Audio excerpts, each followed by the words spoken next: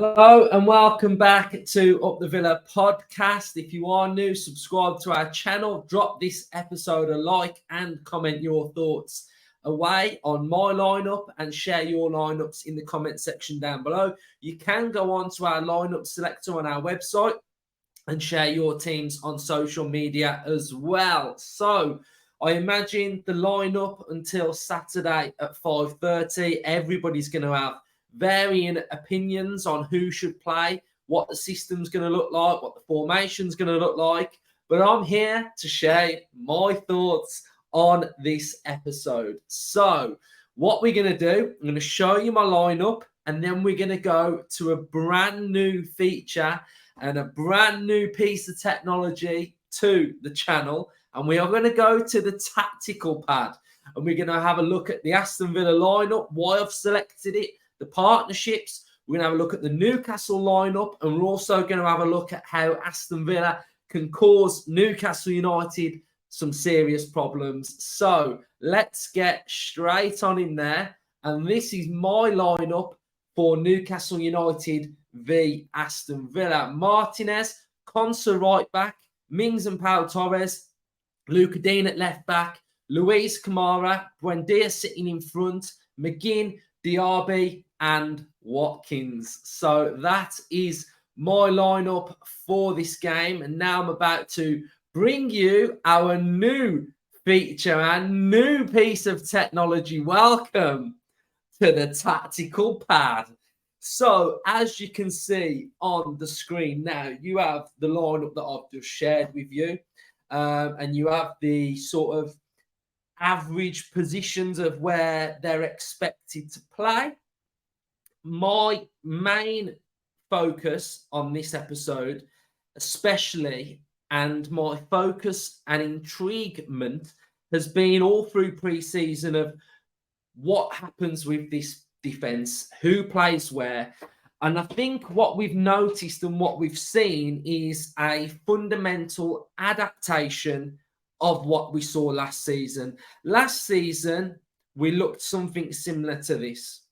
So it was kind of like a containing defence.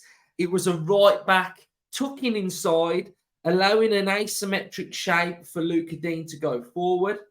And we was a little bit more asymmetric by being potentially a little bit heavier on that right-hand side in the attack. What we saw was the fullback, the left back, bombing on, but not necessarily playing in this area. They weren't an out-and-out winger. It was a containing job. If you looked at virtually every average position from last season, it was in and around the left back would be on that halfway line, not committing too far, but just containing and playing it a little bit safer. I was always of the understanding that this season Emery was going to push this on further. And regular viewers will know that I was saying that we were going to go to a 3 at the back. And this is when Aston Villa have possession of the football. So it looks similar to that. The back 3 would look like this when Aston Villa have the ball. And we are asking the fullback to push on further and make up a position in that midfield area, that attacking area. That's what Luca Dean's position is for, or a Moreno. We have to talk in positions with personnel. But at the minute, it's Luca Dean. And his main output for Aston Villa has to be in this area and getting into this area. This is what the shape's all about. The shape's all about pushing on, having a territorial advantage, not for Luca Dean to occupy and be a threat here.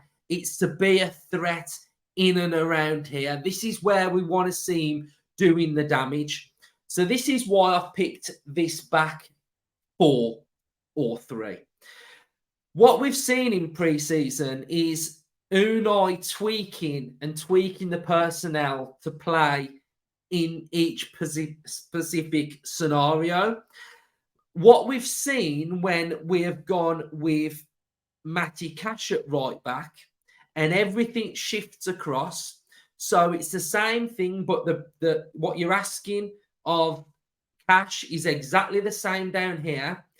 But what we are seeing is the shift in shape when it looks like this. For me, personally, in pre-season, Pau Torres has been completely exposed. He has been 1v1 a couple of times. The ball's over the top. When he's being asked to come into this area against Mbuemo, he got caught out. And he's got caught out a few times. And I think part of the problem has been this area where there is a lack of protection.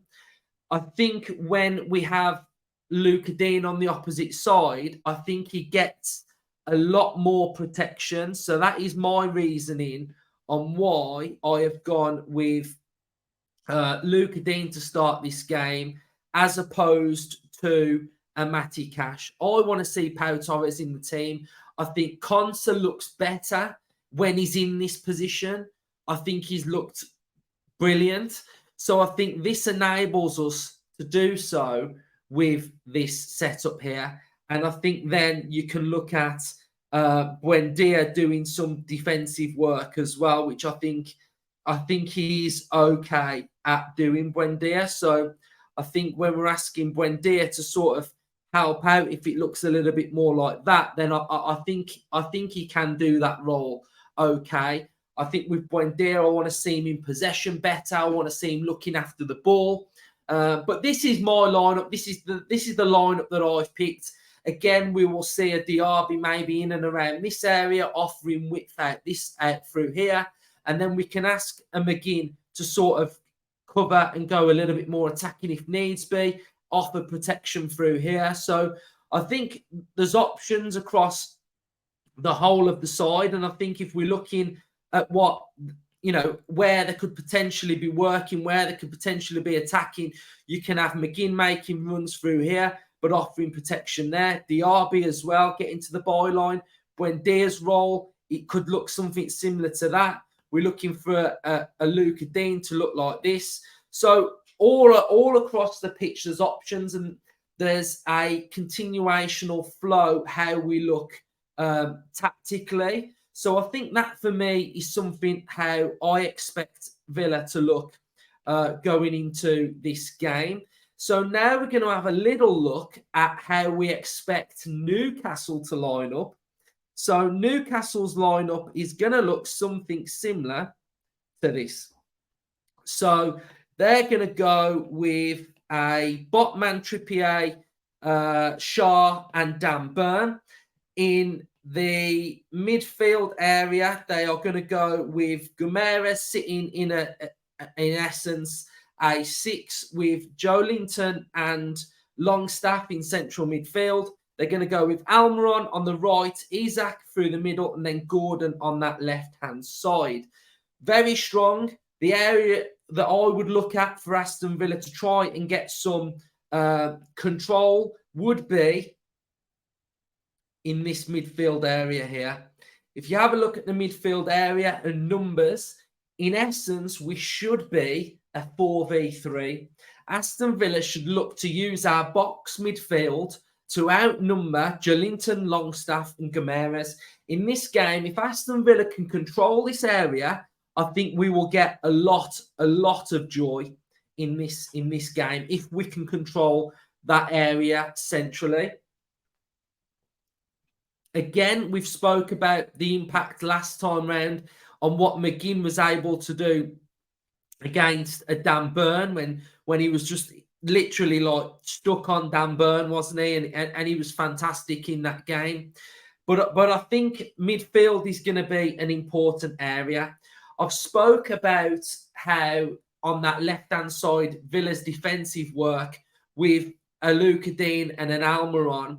I just think they're going to be looking to play that ball over the top at times. They've got pace out wide in Gordon, in Almiron. If Harvey Barnes comes on as well, or Harvey Barnes starts on that left-hand side, I think their tactic is going to be look to try and get in behind. When Aston Villa have possession and we've gone into an area like this and we're trying to push up a little bit, I do think that area in behind there is somewhere that Newcastle will look to do some damage. So for me, having Luca Dean in there will offer that defensive nous as well. With McGinn and Buendia, I'm going to want to have a look at them maybe drifting inside, playing a little bit more central, picking up space, picking up pockets in behind Joelinton and Gomes. I think that's going to be an important area. Again, I think McGinn breaking through the lines, getting into the 18-yard box as well. I think that's going to be important. But for me, Newcastle's left-hand side here is their weakest area for me. Villa really exploited this area in the game at Villa Park, and I expect us to try and do the same again with McGinn and Diaby. I think that's an area that I can definitely see us posing some real problems, and I'm really looking forward to seeing how tactically it develops. I think the game's going to be quite a cautious one. I do think it's going to be quite cautious because, again, like we spoke about in the match preview, you look at the record from an Eddie Howe to an Unai Emery. Emery's got him 4-0. Emery has got Eddie Howe's number tactically. So I think it's going to be cagey to start with. And I think if Villa can try and build up from the back with their possession-based football, then I think we can try and get a bit of a foothold in this game. But I'm really looking forward to it. Hopefully you've enjoyed the little tactical pad area that I've brought to it as well. We will be using this more and more during the season as well, looking more in depth. It's quite difficult at the minute to see what teams are going to line up like going into that unknown, but this is what I predict our lineup to be. I think it's really strong, and I think it's a formation that can get a little bit of joy for Aston Villa as well. So I think we've got options all over, haven't we? We've got options. We can change things. We can add different personnel, and I just think we're quite adaptable. So if it isn't Luke Dean, then it may be Pau Torres going at that left back with Clash attacking Dan Burn as well. But I think we've got a good team. We've got great options, and I think, potentially you could take Kamara out and bring in a Tielemans, but I just don't think it's the right game for this. I think we've got to go with the tried and trusted partnership. I think we've got plenty of games. I think there's plenty of games that Tielemans is going to play. It is a squad game, and I think that they are all going to get minutes, aren't they? They're all going to get minutes this season. I did mention in the match preview I felt like a wild shout would be Philogene, but the more I thought about Philogene, the more I've just thought that's the solid option, I think, for this game. And I do think that's what we're going to go with. Again, you could maybe bring in a Bailey, but again, I just don't think it's the right game for Bailey. I think I just don't see Bailey playing there. So I think that's why with Ramsey out, Coutinho could potentially play there as well. I think a Coutinho may be a little bit of a cheeky shout. Maybe Coutinho could come on in the second half for Buendia, but I definitely don't see a Bailey playing in this role. I see a Bailey in and around there. So, Coutinho, second half, maybe he can come up, open things up when it gets a little bit stretched as well. So, plenty of options. But my team, as you will have seen at the start, is Martinez, Luke Dean, Pau Torres, Mings Konsa, Kamara, Louise, Buendia, McGinn, Diaby, and Watkins. So hopefully you've enjoyed this episode. Can't wait for the game now as it just starts to build up. The excitement is growing.